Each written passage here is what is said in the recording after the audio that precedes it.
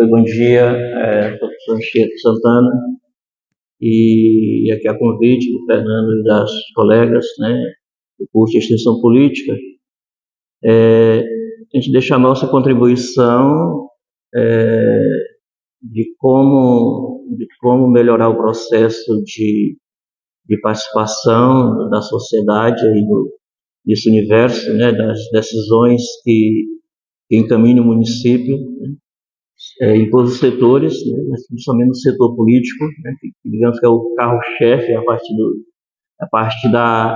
dos atos políticos que o município é gestado, né, administrado, e a necessidade de cada vez mais essas ações políticas elas serem condizentes com a necessidade social, ou seja, com o anseio social. E eu parto do princípio que há necessidade de primeiro se conhecer o rastro político, o rastro da nossa história política, né?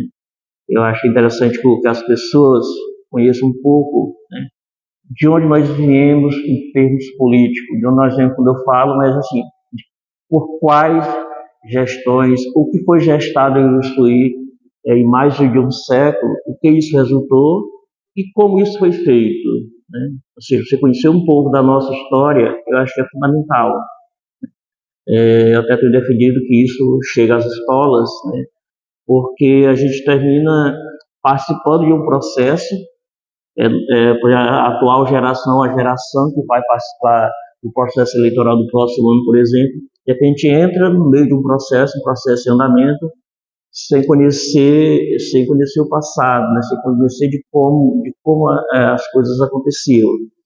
Então, e se você se debruça na história de Uruçuí, você percebe o quanto existe de informações, quanto existe de fatos, de acontecimento, e assim o quanto também se conseguiu fazer, ou como era a participação das pessoas durante toda essa vida política do nosso município, isso lá desde 1902, né, até os dias de hoje.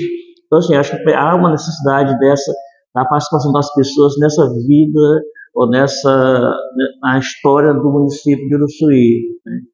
Ou seja, se você pega, como é que as primeiras gestões de Uruçuí, como é que isso acontecia, né? Ou seja, se você pegar a história de Uruçuí, você vai ter dois momentos na história de Uruçuí em que a escolha dos representantes vai ser feita de forma indireta, né? Ou seja, como assim? O eleitorado não vai participar, não vai votar para escolher, quem escolhe são os chefes políticos.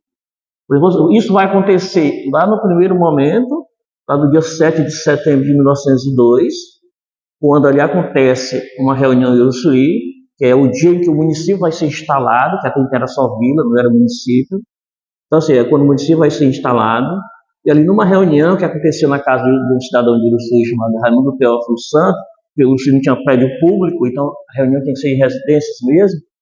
Quer dizer, quando a comissão do governo do estado mandou instalar o município de Uruçuí. Naquele dia foi nomeado o prefeito, foi nomeado, que naquela época se chamava intendente, não era intendente, o vice-intendente, foi nomeado o conselho municipal. O que é o conselho municipal? É a Câmara de Vereadores hoje, mas na época era chamado de intendente, e os vereadores eram chamados de conselheiro municipal. Então, esse foi o momento da eleição indireta, esse primeiro momento lá em 1902. Então você vai ter depois aí outros momentos. O segundo momento vai ser durante a ditadura do governo Getúlio Vargas, né? Ou seja, dessa fase aí de 1930 até 1945, você vai ter os prefeitos sendo indicados de forma indireta. Quem que vai indicar os prefeitos? Quem vai escolher o prefeito? Não vamos chamar de prefeito, vamos chamar de interventor municipal, né? Quem vai ser o interventor? Quem vai escolher o interventor municipal? É o interventor estadual, é o Lando Salles e vários outros que são em Lando Salles, quer dizer, que vão estar, hoje é o nome da avenida em Teresina, né, uma rua. Então, assim, esses são dois momentos em que as eleições em Uruçuí acontecem de forma indireta. A escolha acontece de forma indireta. Primeiro, do lado da instalação do município, em 1902, depois durante a ditadura do governo de Getúlio Vargas, que é quando fecha a Câmara, fecha tudo, quem vai administrar a cidade vai ser o interventor. Você vai ter, nessa época, você vai ter o Heraclio Desvio, o governo interventor, você vai ter o José Olímpio Cavalcante, né? Não o nome dessa escola, o nome da avenida lá, José Olímpio Cavalcante. Você vai ter o Arthur Léo Dagaro Mouzinho, aquela fora da prefeitura lá que não tem nome, o Léo Dagaro Mouzinho. Então você vai ter o Mudir Carvalho, todo mundo sabe que ele foi interventor, por alguns dias, mas foi. Então você vai ter vários outros, as próprias Cícero Coelho vai estar entrando como interventor, então você vai ter pessoas passando rapidamente pelo poder. Ou seja, o interventor, às vezes, tinha interventor que passava 3 anos no poder, já colocava outro. Então, assim, era dependendo do desenvolvimento dele, ou da proximidade dele com o interventor estadual, que isso acontecia. Então, assim, é só rapidamente falar disso, né? Se nesse ponto, mas a gente vai ter, eu frisei esses 2 momentos da escolha indireta da gestão de Uruçuí. Então, você vai ter a primeira escolha, em 1902, o coronel, na época ele não era coronel ainda, era só Rogério, ele ficou 16 anos no poder diretamente, direto. Ele ficou de 1902 até 1916. Foram 14 anos no poder direto, né? Ele ficou. Então, assim, esse é o que escolher. Ele só perdeu, ele só saiu do poder porque o grupo de apoio dele, o governo do Estado, perdeu no Estado e entrou um novo grupo aqui em Uruçuí. Era o grupo, na época, comandado pelo Willis Thomas Pierce, né, que era um mecânico, chefe de embarcação, foi sócio-gerente da empresa de navegação, e ele vai ser o prefeito de Uruçuí em 1917, o Thomas Pierce, né, que é o nome daquela rua dos Correios. Está escrito errado na placa lá, tem Tomás Peares, o nome está errado ali, o nome dele é William Thomas Pierce, ele é cidade de inglês, por isso esse nome.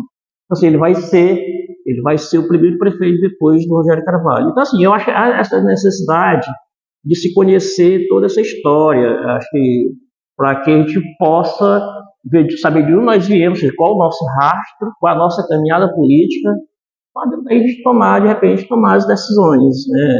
Decisões de escolha, né? Acho que as nossas escolhas, a gente atira muito no escuro, e há necessidade de se conhecer primeiro essa história, os aspectos históricos, para que depois a gente parta para essa questão de escolher representações políticas. Mas e essa escolha, acho que ela passa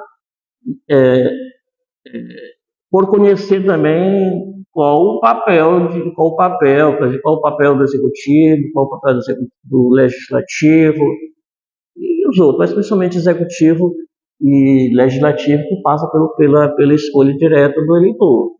E nessa questão, não dá para se inventar, não dá para criar. Quer dizer, qual o papel dele? O que cada um faz? Isso está na lei, está na legislação, você não vai inventar.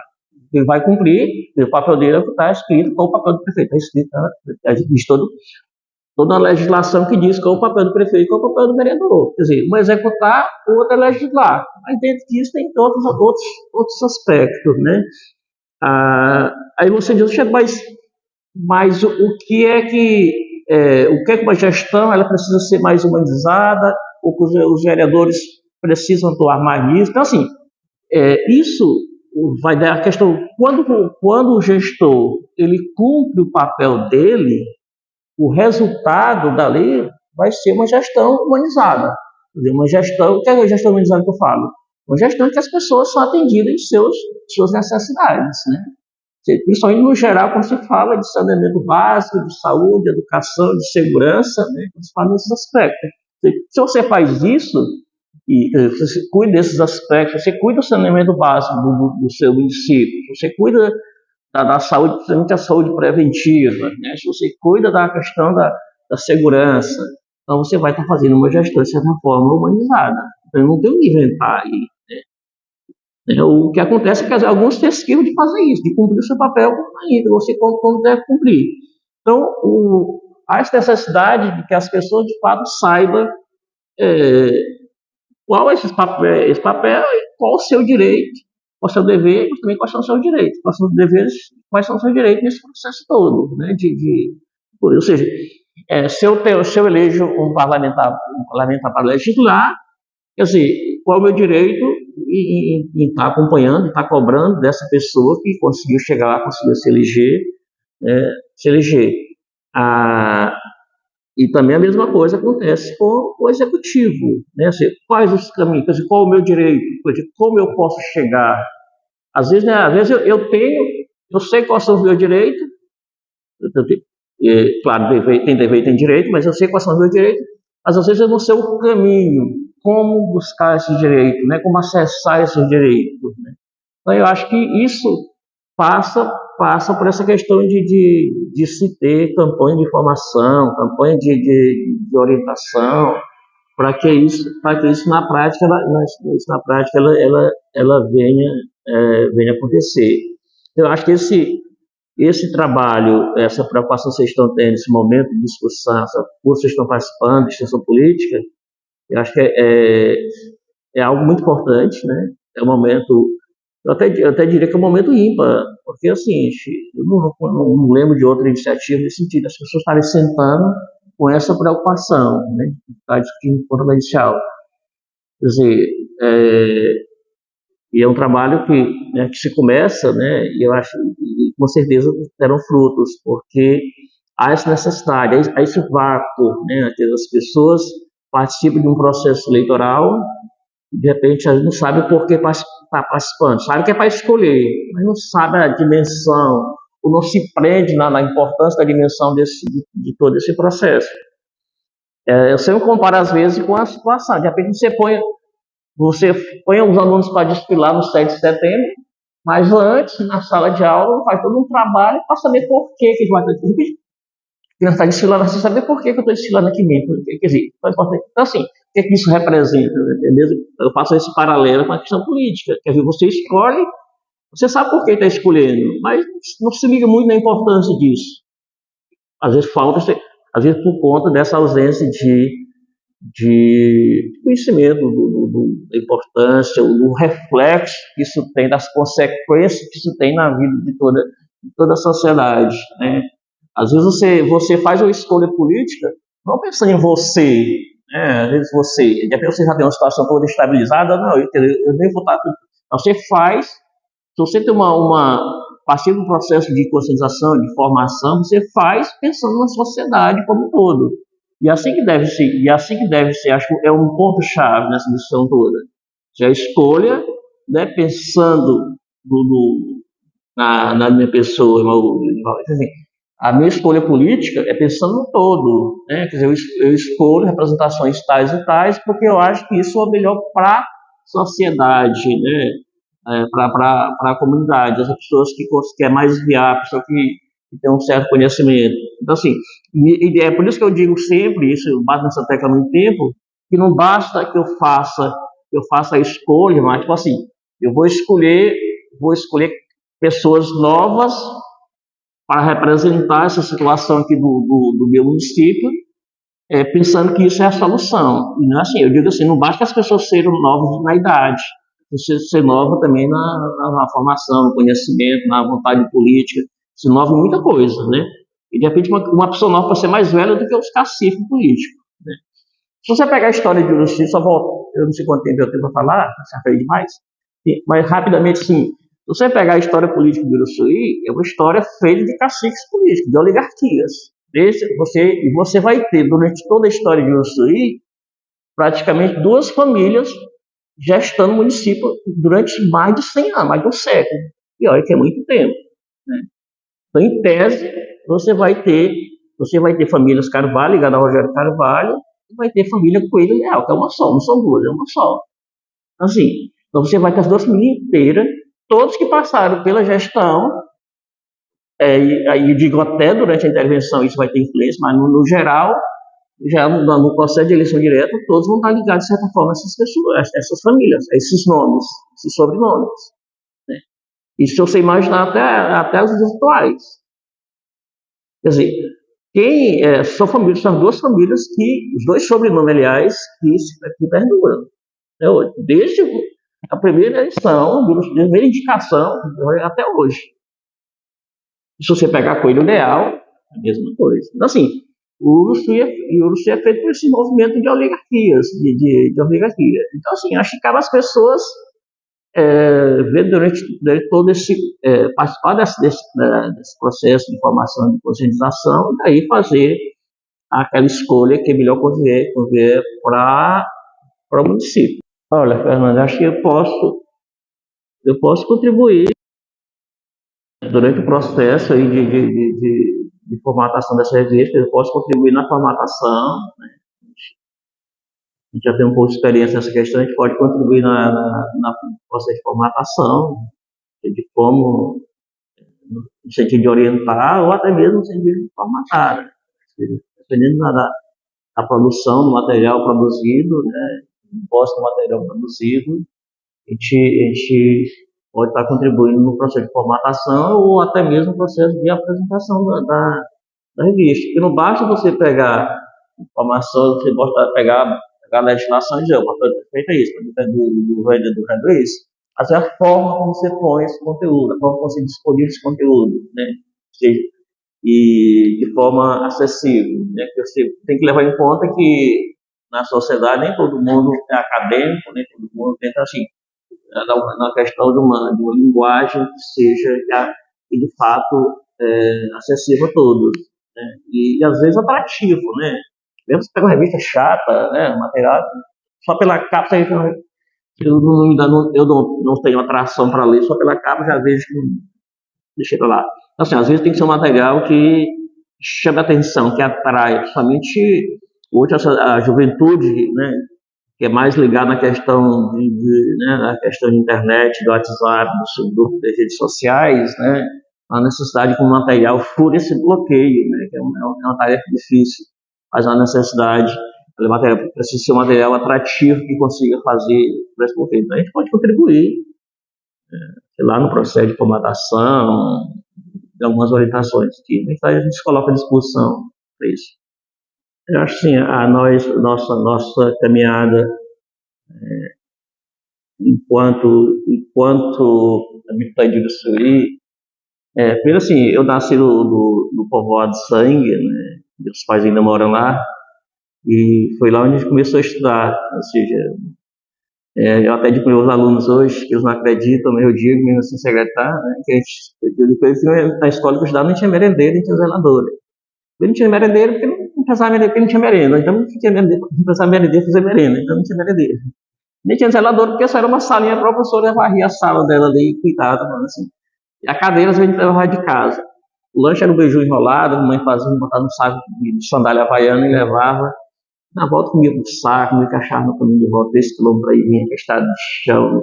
Hoje o estado de sangue é reta, sarrada, naquela época de caju. Então, assim, então, a nossa caminhada estudantil começa no povoado de Sangue, né? Depois a gente trabalha na roça, mas depois a gente vem para cá um pouco da área avançada. A gente começa, eu cursei aqui no Maria Pires, 2 anos, depois concluí o ensino fundamental no Manuel Leal, né? Com mais Edivaldo Lima, do Baldé, Juarez, Mano Baltazar e outros, né? E depois nós fomos para Teresina, para estudar, cursar o ensino médio, né? E lá formei em contabilidade, comecei a estudar Luiz, na época era Cefet, só tinha aquele pé da praça São Benedito ali no Teresina, formei em contabilidade, e foi uma época muito sofrida, né? Passando perrengue, muita fome, né? Aí depois superando, só ficou quem tinha coragem para resistir à fome, né? Mas essa questão aí, e depois daí depois lá eu morei 2 anos em São Luís, fazendo cursinho, trabalhando ao mesmo tempo para sustentar o cursinho,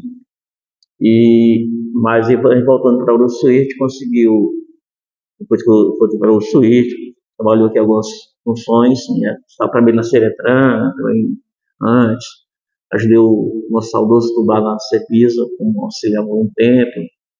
Depois saí do Sul e fui para baixo do Rio, trabalhar na fazenda, fazendo Mafisa. Lá onde eu comecei a trabalhar como professor. Na verdade, fui para lá para trabalhar no almoxarifado, que era muito grande, não tive um evento naquela época. Quando cheguei lá, o gerente não estava gostando da professora e perguntou se eu ia para a sala de aula. Eu nunca nem fui para a sala de aula. Mas estava um teste, isso aí. Foi onde eu comecei e dali, isso foi em 91, né? Foi em 91. E dali a gente começou, foi quando eu estava lá em Baixa Grande, que só de Baixa Grande, são meus pais, Osíris, perguntou se eu queria fazer o vestibular, e eu fui para Flórida fazer vestibular, e passei, a gente terminou se formando em letras lá na UESP, nós somos da primeira turma da UESP, nós inauguramos aquele prédio lá da UESP, Floriano ali. Depois fizemos outros cursos, também em português, depois voltei lá para fazer pós-graduação em linguística, depois voltei para pós-graduação em gestão, e depois a gente entrou no município, né, em 1990, no município, eu concurso do município, depois passei no concurso do estado, professor, e a partir daí a gente ficou atuando aí em sala de aula, passamos pela gestão de várias escolas, Maria Pires, Patrício Franco, passamos como gestor da Secretaria Escola de Educação, eu fui o primeiro coordenador da UESP, fui coordenador da UESP primeiro, da UESP, quando a UESP era Manuel Leal ainda, e depois fui primeiro coordenador da Educação à Distância, da EAD, da UAP, ali chamado UAP, e nós começamos ali, fiquei ali uns 4 anos por ali, fazendo coordenador dos cursos. E aí estamos, e foi nesse processo que a gente tentou também, teve essa preocupação de escrever a história de Uruçuí, de tentar resgatar um pouco da história de Uruçuí, porque Uruçuí é uma história que não tem memória, você não tem um acervo, você não tem uma biblioteca onde tem essas informações, né? Quando eu acho que o Uruçuí carece, né, desse espaço, né? E a gente até conversar com o cara da Fundação Cultural, da necessidade desse espaço ali na Fundação, depois que o prédio foi mudado para ali, ali, na cidade se deu um espaço. Quando eu falo uma biblioteca, não é uma biblioteca cheia de livro didático, não, é uma biblioteca cheia de livro, de fato, tem conteúdo para você pesquisar, não para você ler, estudar, para você pesquisar. Necessidade. Hoje, na época que se vive hoje, não é da tecnologia, de repente você tem uma biblioteca digital, você toca lá, você tem as informações, né, tem acesso a informações, tem acesso a vídeo, rapidamente só num toque. E principalmente, se você não tem uma biblioteca digital hoje, com uma parte digital de pelo menos, você tem essa dificuldade de atrair essa atual geração, a geração do WhatsApp, Hawaii, do Instagram, assim, a necessidade. Mas aí desse processo a gente conseguiu, eu passei quase 30 anos para escrever a história de Uruçuí, porque quando de ausência de informações. E às vezes eu queria escrever um livro não só dizer que escrevi, mas que as informações fossem próximas da realidade, né? Por isso eu converso com ele lá, conversei muitas vezes com o Damar sobre tudo. Foi essa eleição de tal, do dia do tal, sim. Mas depois que eu converso com ele, eu vou falar outra fonte, tentar comparar o que ele disse, ver se bate, né? Eu consigo pôr. Então, assim, o meu livro da história de Uruçuí é diferente do livro do Patrício Franco. O livro do Patrício Franco, ele mesmo disse que é uma memória dele, é o que ele lembra, né? Quer dizer, no meu livro eu tento comprovar o que eu estou dizendo. Assim, é fundamentar. Né? E é um livro diferenciado, porque teve um tempo na historiografia do Brasil e os fatos só se contavam, Ribamar, assim, o rei tal, o governador tal, o rei tal fez isso. Mas não fala do povo humilde, né? Então, o meu livro da história disso é diferente. Eu vou falar da Ana Malala, vou falar do Ferreira, vou falar da Maria Mara, vou falar dessa turma também, que também atuou, né? Vou falar dos caras que trabalharam na embarcação. Então, assim, é uma história diferente. Então, assim, então esse livro, ele é um livro que durou quase 30 anos para juntar esse material, né, para se produzir. Foi publicado em 2018. Eu passei 3 anos, quase 4 anos, aguardando para que esse livro fosse publicado, porque era muito caro. Para você ter uma ideia, para publicar 1.000 exemplares, custava R$45.000. Né? E teve promessa de todos os lados, de empresários, sei lá as quantas, e eu fiquei aguardando. Aí teve uma hora que eu Hoje eu não quero mais contribuição de ninguém, eu vou publicar o meu livro e fui buscar os meios para publicar. Meu livro tinha 450 páginas, eu cortei 100 páginas, ficou 350 páginas, e saiu o livro Cidade Menina. Mas é um livro que traz 52 capítulos que trouxe essas aspectos da história de Ushuaia. Mas daí, depois daí, esse livro da história de Ushuaia, a gente começou a publicar os livros. Tipo assim, eu tenho no livro da história de Ushuaia, eu tenho 20 páginas sobre futebol. Essas 20 páginas eu transformei em outro livro de 200 páginas chamado Um Golaço do Marrecão. Eu tenho lá 20 páginas que falam sobre literatura. Eu peguei as 20 páginas, transformei em outro livro de 200 páginas só sobre literatura de Ushuaia. E agora eu estou pegando as 20 páginas que falam sobre política, vou transformar num livro de 200 páginas, que já está em processo de escrita, ele vai ser publicado no próximo ano, após as eleições, ele vai ficar pronto para botar só o resultado das eleições e fechar o livro e publicar. Ele vai falar só da política de Ushuaia, desde o começo de 1902 até a eleição do próximo ano. Eu já vou botar o resultado que foi eleito e foi no próximo ano. Então, só essa página para fechar. A eleição termina hoje, amanhã o livro sai. Assim, vai ser chamado política do ciência, vai ser o título provisório, né? Não sei se está falando, vou mudar. Né? Assim, aí depois a gente conseguiu publicar outros livros, né? Que fala das pedras, que fala da gente do Ushuaia, que fala da poesia, que fala da crônica. Portanto, eu pensava que eu já tinha publicado 20 livros. Aí ontem eu fui fazer o levantamento para anotar os livros lá direitinho, para saber quantos eu tinha em cada exemplar. Na verdade, a gente publicou 21 livros, né? Tem 21 livros publicados. E esse livro aí vai ser o 22º. Professor Anchieta, para a gente encerrar aqui sua fala, durante a sua vida, o senhor já foi candidato a algum cargo aqui em Uruçuí ou em alguma outra cidade? Eu fui candidato a vereador uma vez, só para compor, não fiz campanha, mas fui candidato a vereador. Fui candidato a vice-prefeito na chapa do Valdir. Quando ele tentou a reeleição. O padre Zezinho era o candidato, por algumas situações irregulares ele teve que sair, e eu que até então era candidato a vereador, assumi a candidato a vice-prefeito ao Dr. Valdir, no tempo da reeleição. É isso aí, essa foi a participação do professor Anchieta, a quem nós agradecemos. Cobra choca, a lente nervosa do município de Uruçuí.